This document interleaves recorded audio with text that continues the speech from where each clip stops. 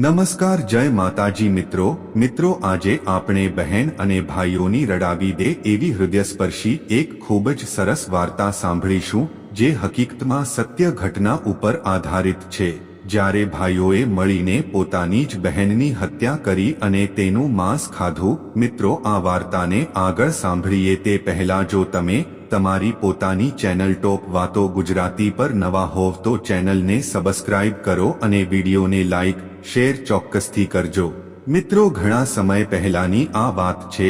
એક ગામમાં આ એક પરિવાર રહેતો હતો અને આ પરિવારમાં 7 છોકરા અને 1 છોકરી રહેતી હતી। તેમના માતા પિતા વહેલા ગુજરી ગયા હતા, તેથી બાળકો પણ જલ્દી તેમની જવાબદારી સમજી ગયા હતા।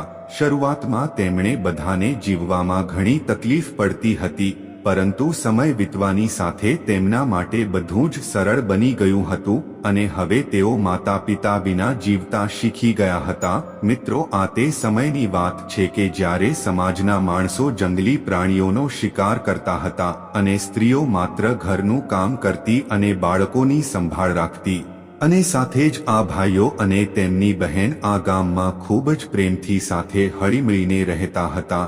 દિવસ પડતા જ સાતે ભાઈઓ શિકાર કરવા માટે બહાર નીકળી જતા અને બહેન બધા માટે ભોજન રાંધતી અને ઘરના અન્ય કામો કરતી। જ્યારે પણ ભાઈઓ જંગલમાંથી પાછા આવતા ત્યારે સાથે મળીને મોટા પ્રાણીઓ, પક્ષીઓ વગેરેને મારીને લાવતા હતા। બહેન તે પ્રાણીઓના માંસને ખૂબ સારી રીતે રાંધતી હતી અને દરેક જણા તે સ્વાદિષ્ટ ભોજન કરીને ખૂબ જ સંતોષ અનુભવતા હતા। આમ કરતા કરતા દિવસો પસાર થઈ રહ્યા હતા। એકવાર 7 ભાઈઓ જંગલમાં શિકાર કરવા નીકળ્યા હતા। સાંજ થવા આવી હતી। બહેન બધા માટે ભોજન બનાવી રહી હતી અને બધા શાકભાજીને કાપી રહી હતી। ત્યારે અચાનક રીની તીક્ષ્ણ ધારથી તેણીની એક આંગળી કપાઈ ગઈ અને આ કપાયેલી આંગળીમાંથી લોહી વહેવા લાગ્યું। હવે તે બહેને વિચાર્યું કે જો તેના ભાઈઓ તેની કપાયેલી આંગળીને જોશે તો તેના ભાઈઓ ખૂબ જ દુઃખી થશે। તેથી તેણે વિચાર્યું કે આ વાત તેના ભાઈઓને ના કહેવી જોઈએ અને આ વાતને તેના ભાઈઓથી છુપાવીને રાખી।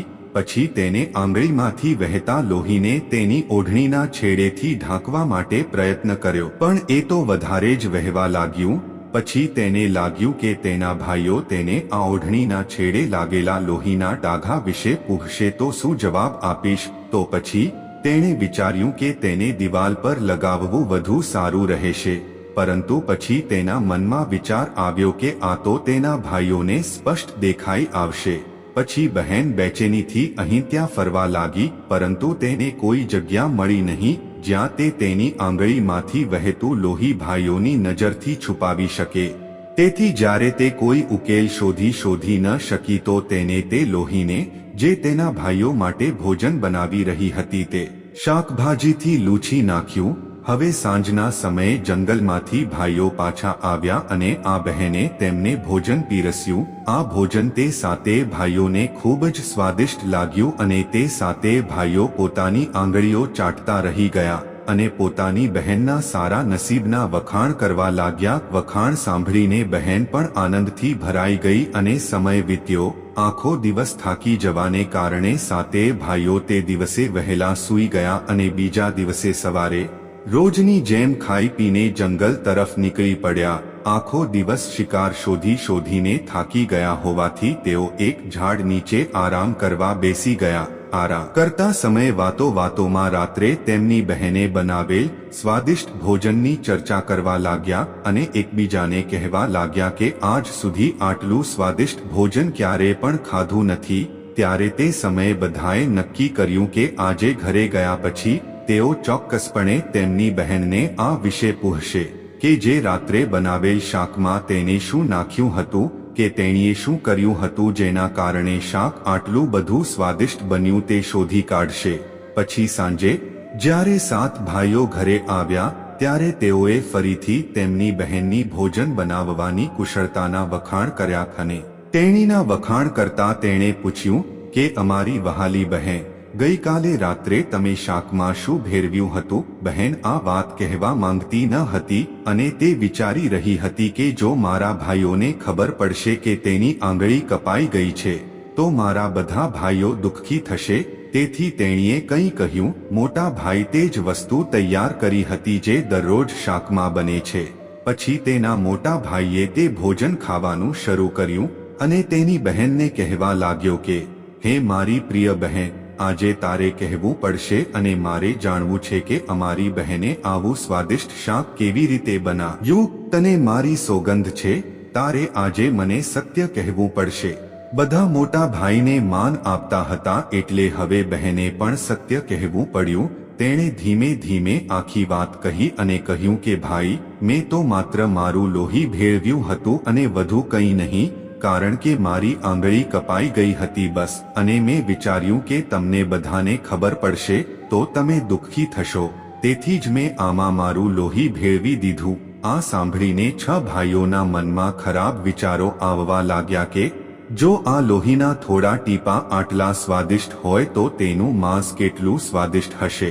રાત્રિના ભોજન પછી 7 ભાઈઓ સૂવા માટે ચાલ્યા ગયા અને પછી આ બાબતે ચર્ચા શરૂ થઈ અને મોટો ભાઈ કહેવા લાગ્યો, અરે ભાઈઓ, આપણી બહેનના 2-4 ટીપાના લોહીમાં આટલો બધો સ્વાદ છે તો કલ્પના કરો તેના શરીરનું માંસ કેટલું સ્વાદિષ્ટ હશે.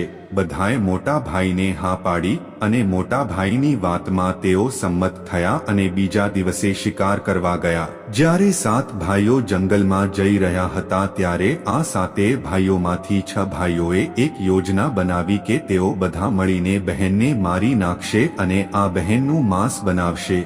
અને અંદરો અંદર કહેવા લાગ્યા કે આ બહેનનું માંસ પણ સુખી અને સ્વાદિષ્ટ હશે. આમાં 7મા ભાઈને તેના મોટા ભાઈઓની યોજના બિલકુલ પસંદ ન હતી. તે તેની બહેનને બચાવવા માટે ખૂબ વ્યાકુળ થઈ રહ્યો હતો. તેણે અંગે ખુલ્લેઆમ પોતાની નારાજગી વ્યક્ત કરી હતી, પરંતુ તે ભાઈઓને પ્રતિકાર કરી શક્યો ન હતો, કારણ કે ત્યાં એક તરફ 6 જણા ભાઈઓ અને એક બાજુ તે એકલો હતો. શિકાર કર્યા પછી બધા ભાઈઓએ મળીને એક જગ્યા ઉપર પાંદડાઓથી બનેલું પ્લેટફોર્મ બનાવ્યું જેને ચાંદ કહેવાય છે. તેમનો પ્લાન હતો કે બહેનને અહીં લલચાવીને લાવ્યા બાદ તીર વડે મારી નાખશો અને પછી તેનું સ્વાદિષ્ટ માંસ ખાશો. બીજા દિવસે મોટા ભાઈએ તેની બહેનને કહ્યું, મારી વહાલી બહેન, હવે તું મોટી થઈ ગઈ છે અને લગ્ન માટે યોગ્ય છે. મેં તારા માટે સુંદર વર જોયો છે અને આજે આપણે તેને મળવા જવાનું છે અને તેનું ઘર પણ જોવા જવાનું છે, તો તું પણ અમારી સાથે આવજે. બહેન લગ્નની વાતથી ખૂબ જ ખુશ થઈ ગઈ અને તરત જ તૈયાર થઈ અને ભાઈઓ સાથે ચાલવા લાગી. ચાલતા ચાલતા બહેન મોટા ભાઈ પાસે પહોંચી અને તેણે પૂછવાનું શરૂ કર્યું કે ભાઈ, મારું સાસરું ઘર કેટલું દૂર છે? ત્યારે ભાઈએ કહ્યું, આપણે થોડી જ વારમાં ત્યાં પહોંચવાના છીએ. પછી મોટા ભાઈએ કહ્યું, જુઓ બહેન, તે દૂરથી દેખાય છે, તે ટાઇલ પર ચંદ્ર દેખાય છે. જુઓ મારી વહાલી બહેન, તારી સાસરી ત્યાં જ છે અને હવે તું ત્યાં જ રાજ કરવાની છે. આટલું સાંભળીને બહેન ખુશ થઈ ગઈ અને તે જગ્યા ઉપર પહોંચતા જ મોટા ભાઈએ નાના ભાઈઓને આદેશ આપ્યો કે તેઓ તેમની બહેનને તે જગ્યા ઉપર ઊભી રાખે અને તેને બાંધે. પછી બધા ભાઈઓએ મળીને ઝડપથી બહેનને દોરડું લઈને તે જગ્યા ઉપર થાંભલા સાથે બાંધી દીધી. બહેને તેના બધા ભાઈઓને હત્યારા તરીકે જોઈને તે બહેનનું હૃદય હાહાકાર કરવાની સાથે રડવા લાગ્યું. તે ભગવાનને યાદ કરીને કહેવા લાગી કે હે ભગવાન, હવે તમે જ મારો સહારો છો. પછી તેના ભાઈઓને કહે છે, ઓહ ભાઈ, આમાંથી એક પણ ભાઈ નથી જેના હૃદયમાં મારા માટે દયા અને પ્રેમ હોય. તેમાં તેના 7મા ભાઈએ તેની બહેનના આવી વાતોથી અને પોકારથી તડફડી તો ઉઠ્યો, પરંતુ તેનામાં 6 ભાઈઓનો વિરોધ કરવાની હિંમત ન હતી. બહેનને થાંભલા સાથે બાંધ્યા પછી મોટા ભાઈએ બધાને તેણે મારવાનો આદેશ આપી દીધા. મોટા ભાઈએ સૌપ્રથમ પોતાની બહેન પર પોતાના હાથમાં રહેલા ધનુષ વડે હુમલો કરવાની તૈયારી કરી. ત્યારે બહેને ભાઈની સામે હાથ જોડી દીધા અને ભાઈને કહેવા લાગી કે મારો ભાઈ, મને નિશાન બનાવીને મારો.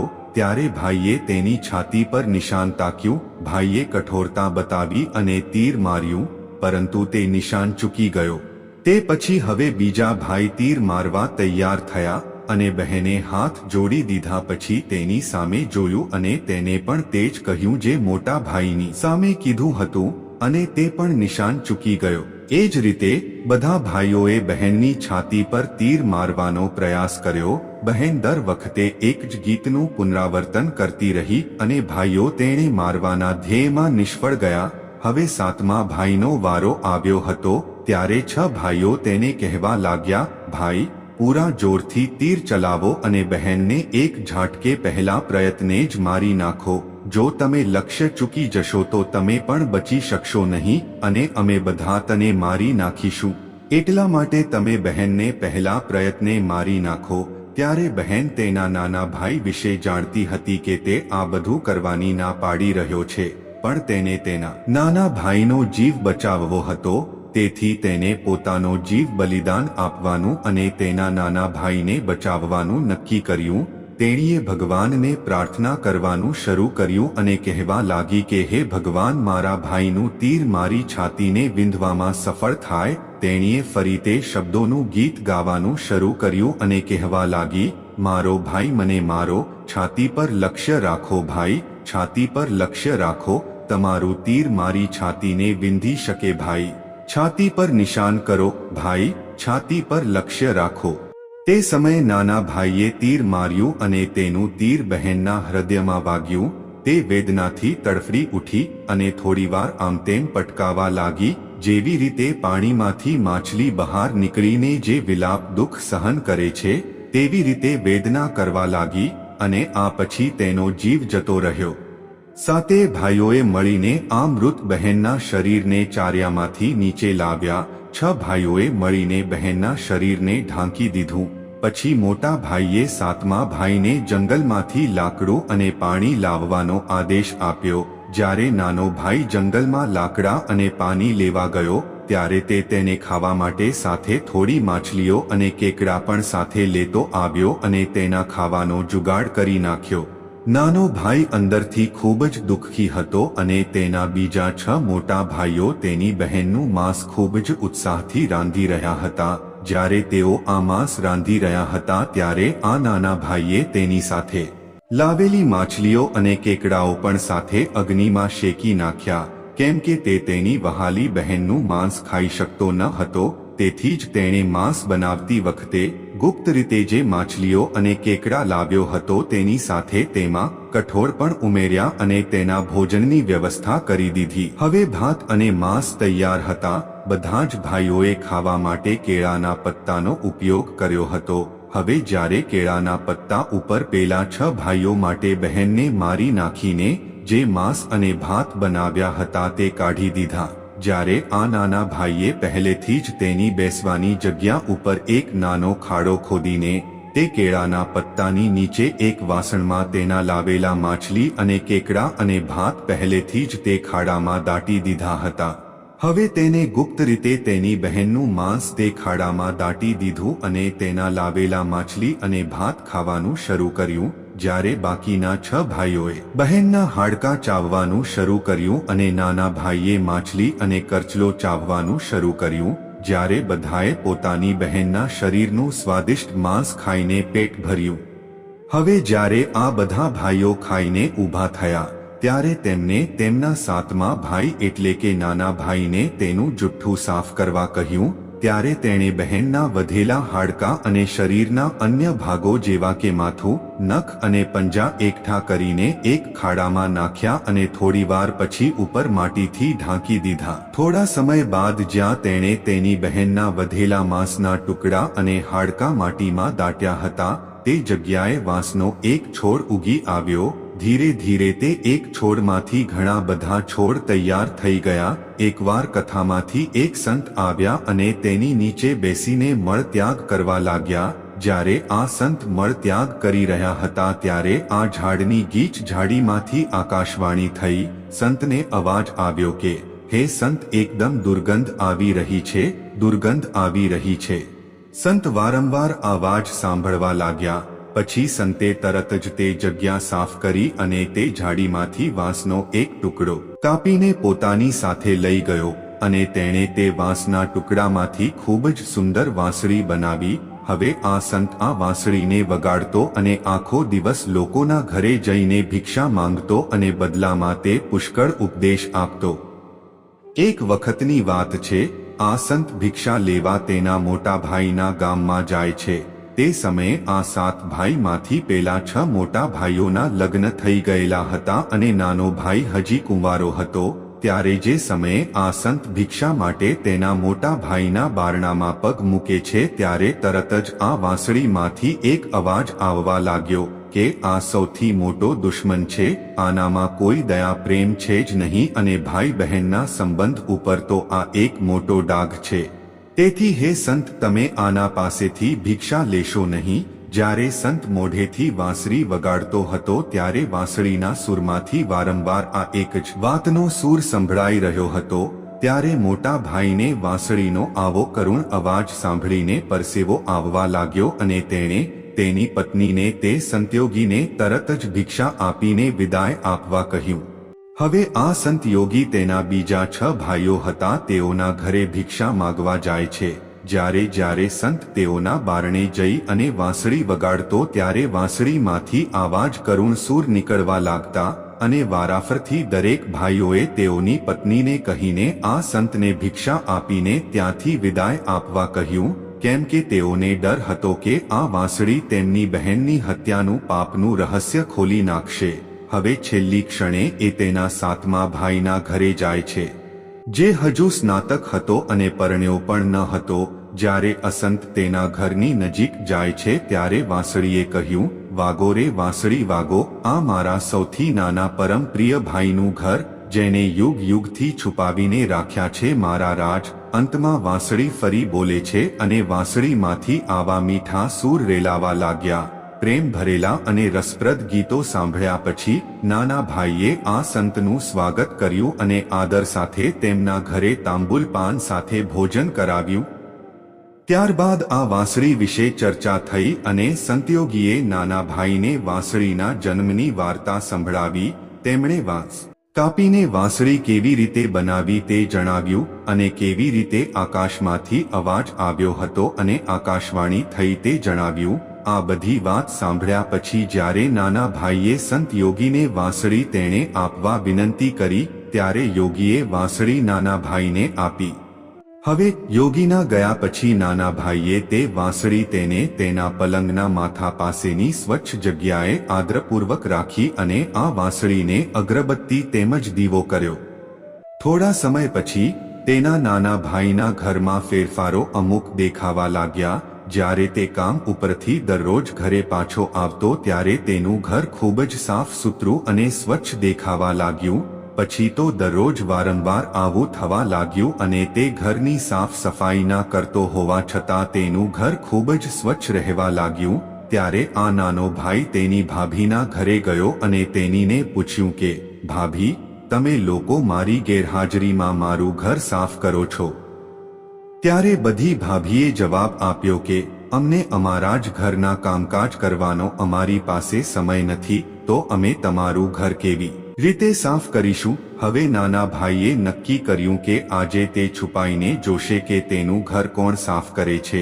તેથી નાનો ભાઈ કામ પર ના ગયો અને તે ઘરના એક ખૂણામાં છુપાઈને બેસી ગયો। ઘર એકદમ સુનસાન થયા બાદ જ્યાં નાના ભાઈએ વાંસળી મૂકી હતી તે જગ્યાએથી તેની બહેનના ચહેરા જેવી એક છોકરી બહાર આવી અને પછી તેને ઘરનું બધું જ કામકાજ કરી સાફસફાઈ કરીને તે ફરીથી વાંસળીમાં જતી રહી, એટલે કે તેમાં લુપ્ત થઈ ગઈ। જ્યારે નાના ભાઈએ આ બધું જોયું તો તેને પોતાની આંખો પર વિશ્વાસ ન આવ્યો। પછી નાના ભાઈએ આ વાત તેની મોટી ભાભીને કહી અને મોટી ભાભીએ એના દેવરને સમજાવ્યું કે જેવી છોકરી વાંસળીમાંથી બહાર આવે કે તરત જ તમે આ વાંસળીને અગ્નિમાં નાખી દો અને પછી તે છોકરી ઉપર તુલસીનું પાણી છાંટો અને પછી જુઓ શું થાય છે।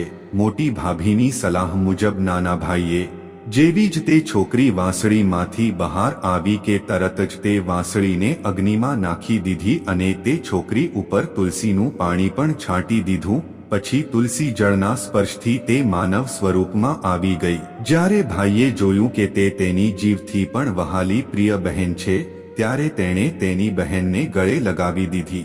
ત્યારબાદ બંને બહેન ભાઈ ખૂબ પ્રેમથી રહેવા લાગ્યા અને બહેને ભાઈને અને ભાઈએ બહેનને અપનાવીને એકબીજા સાથે ખુશીથી રહેવા લાગ્યા। તો મિત્રો, આ વાર્તામાંથી આપણને બોધ મળે છે કે નિઃસ્વાર્થ પ્રેમ એ જ સંબંધો જાળવી રાખવાનો એકમાત્ર રસ્તો છે અને જેઓ સંબંધોને કલંકિત કરવાનું કામ કરે છે તેઓ ક્યારેય છુપાઈ નથી શકતા. મિત્રો, જો તમને અમારી આજની વાર્તા પસંદ આવી હોય અને કંઈ પણ નવું શીખવા મળ્યું હોય તો કૃપા કરીને અમારી આ ચેનલને લાઇક, શેર અને સબસ્ક્રાઇબ ચોક્કસથી કરો. તેમજ મિત્રો, કોમેન્ટ બોક્સમાં સાચા હૃદયથી જય માતાજી અને જય માં લક્ષ્મી ચોક્કસ લખજો. જય માતાજી. હર હર મહાદેવ.